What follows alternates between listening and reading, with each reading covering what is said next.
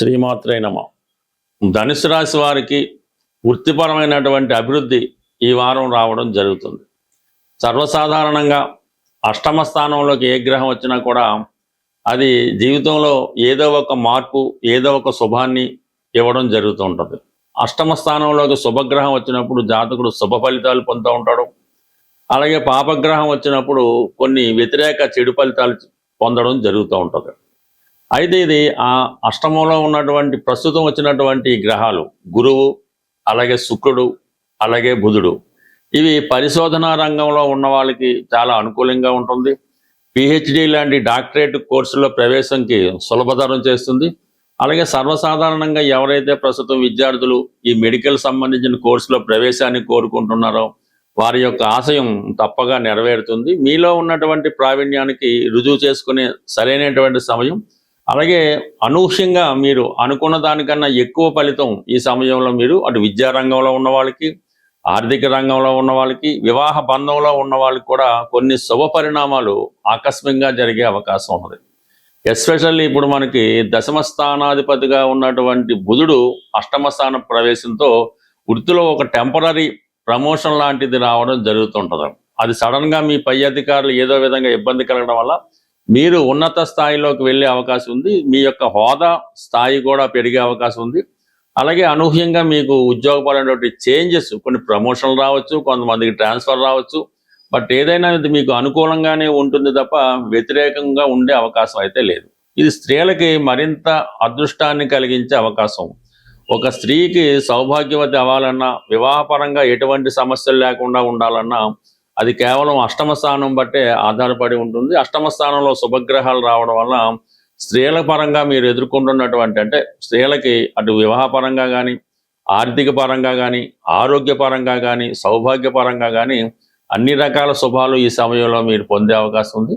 But ఏదైనా మొత్తం మీద కొన్ని కొత్త విషయాలు, కొన్ని శుభవార్తలు ఈ రాశి వారు ఈ సమయంలో వినడం జరుగుతూ ఉంటుంది. అలాగే ప్రధానంగా ఈ వ్యాపార రంగంలో ఉన్న వాళ్ళకి ఇప్పుడు మీ వ్యాపార అవసరాలకి తగు విధమైనటువంటి పెద్ద మొత్తంలో ఆర్థిక పరమైనటువంటి సహకారం కూడా ఈ సమయంలో లభిస్తుంది. బట్ ఏదైనా ఒక జాతకం మనం చూస్తున్నప్పుడు ఆ జాతకుడు వృత్తిపరంగా ఉద్యోగం బాగుంటుందా, వ్యాపారం చేస్తే బాగుంటుందా అని నిర్ణయించినప్పుడు మనం దాన్ని అష్టమ స్థానాన్ని కూడా తీసుకొని నిర్ణయించవలసి ఉంటుంది. ఎందుకంటే అష్టమం అన్నది దశమ స్థానానికి లాభస్థానం. అంటే వృత్తిపరంగా అతను ఎంత సంపాదిస్తాడు, రెగ్యులర్గా ఉంటుందా, మధ్యలో బ్రేక్స్ వస్తుంటాయని కూడా అష్టమ స్థానాన్ని బట్టి ఆధారపడి ఉంటుంది.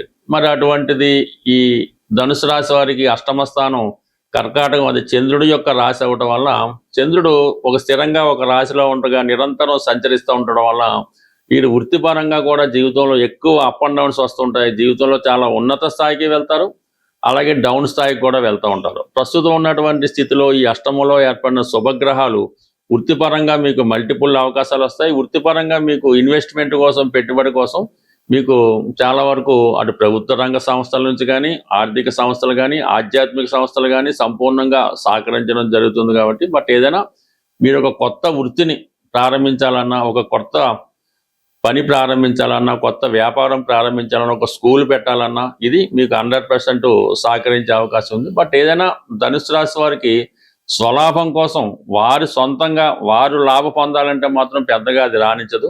మీరు ఇతరులని వరకు ఇతరులకి లాభపడే విధంగా ఏదో ప్రజాసేవ పరంగానో, ఇతరులకి సేవ చేద్దామనో ఆ విధంగా మీరు ఏదైనా ఒక సంస్థ ప్రారంభించినప్పుడు ఆ సంస్థ చాలా వరకు డెవలప్మెంట్ అవుతూ ఉంటుంది. ఆ కారణం వల్ల ఏంటి, మీరు ఇప్పుడు ఒక స్కూల్ పెట్టినా అనుకూలంగా ఉంటుంది.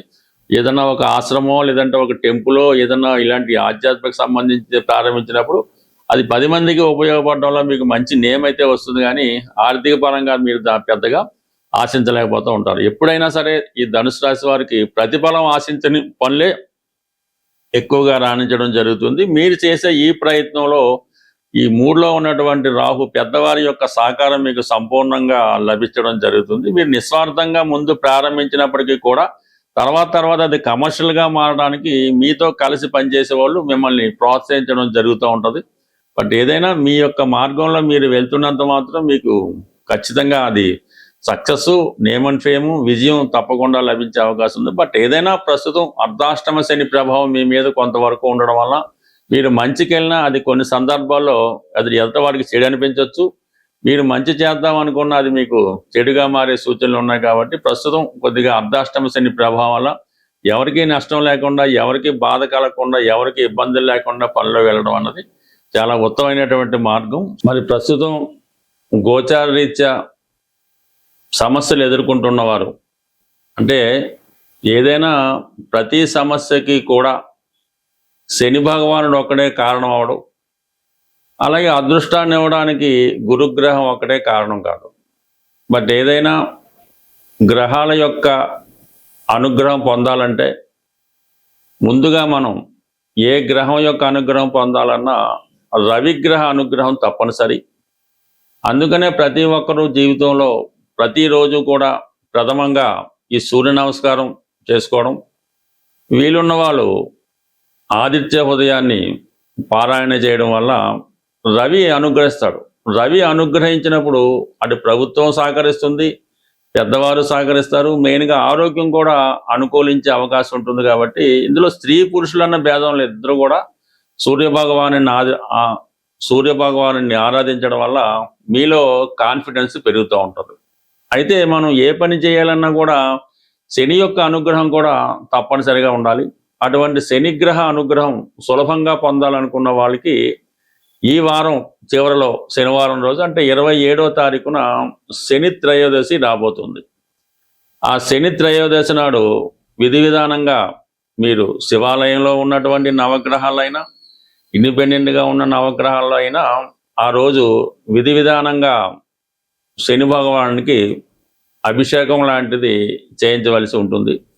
అది స్వతంత్రంగా కాకుండా అక్కడ ఉన్నటువంటి పురోహితుల ద్వారా, ఆ గుడి యొక్క పద్ధతి ద్వారా 1 by 1 అంటే ఒకరి తర్వాత ఒకరు ఆరాధించుకోవాల్సి ఉంటుంది.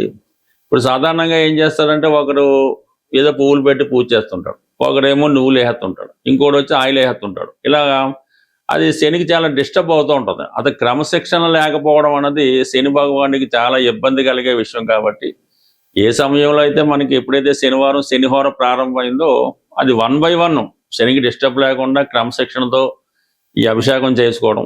అభిషేకం అయిన తర్వాత కంపల్సరిగా మీరు ఏ దేవాలయంలో పూజ చేస్తారో ఆ దేవాలయంలో ప్రధాన దేవతను కూడా అర్చించి, అంటే వీలైతే శివాలయంలో అభిషేకం చేసుకొని ఆ రోజంతా కంపల్సరిగా నియమంగా ఉండాలి. శని అభిషేకం అయిపోయిన తర్వాత బయటకు వచ్చి టిఫిన్ చేయడం, మామూలుగా నిత్య కార్యక్రమాలు ప్రారంభించకుండా చాలా నియమంగా సాధ్యమైనంత వరకు సాత్వికమైన ఆహారం తీసుకోవడం, ఆయిల్తో చేసినవి చాలా వరకు అవాయిడ్ చేయడం, చాలా సాధారణమైన జీవితాన్ని గడపడం, వీలైతే ఆ రోజు నేల మీద పడుకోవడం. మర్నాడు ఆదివారం కాబట్టి 90% ఆదివారం కూడా ఆ నియమాన్ని మీరు పాటించవలసి ఉంటుంది. అంటే ఏదైనా ఈ 2 రోజులు కూడా సంపూర్ణంగా మీరు చాలా సింపుల్ లైఫ్ అనుభవించడం వల్ల ఆటోమేటిక్గా శని భగవానుడి యొక్క అనుగ్రహానికి సులభంగా పొందడం జరుగుతుంటుంది. మామూలులో చేసుకోవచ్చు.